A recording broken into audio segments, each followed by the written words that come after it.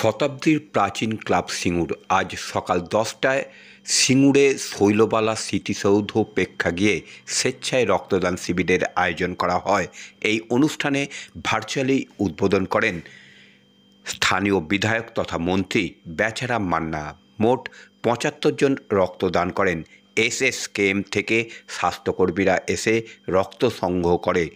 সিঙ্গুর ক্লাবের ট্রাস্টি বোর্ডের চেয়ারম্যান জানান যে সারা বছরই বিভিন্ন রকম স্বেচ্ছামূলক কাজ করে থাকে।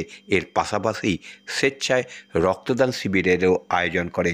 এই অনুষ্ঠানে উপস্থিত ছিলেন সিঙ্গুর ক্লাবের ট্রাস্টি বোর্ডের চেয়ারম্যান পিনাকি প্রসাদ ভট্টাচার্য, ক্লাবের সভাপতি সন্তোষ ঘোষ, সম্পাদক চাঁদু কুমার মিত্র,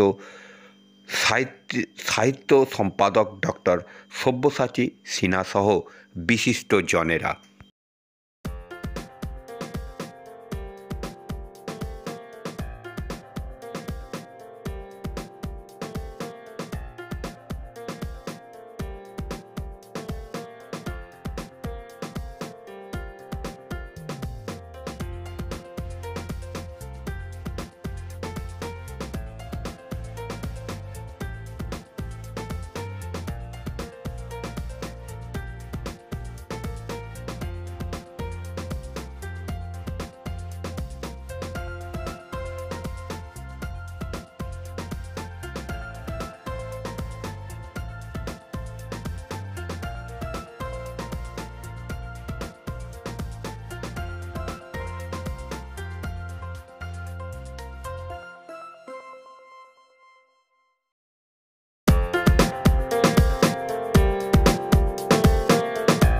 আসবে না। আজকের প্রোগ্রামটা কি একটু যদি বলেন, আজকে কি প্রোগ্রামটা হচ্ছে?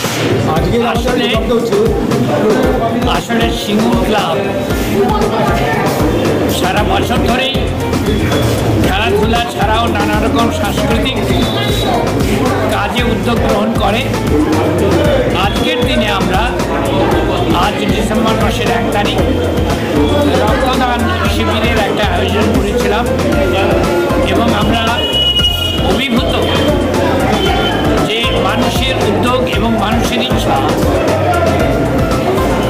পূর্ণ করে আজকে আমাদের মোটামুটি যা কোটা ছিল সেই কোটা প্রায় পূর্ণ হতে চলেছে।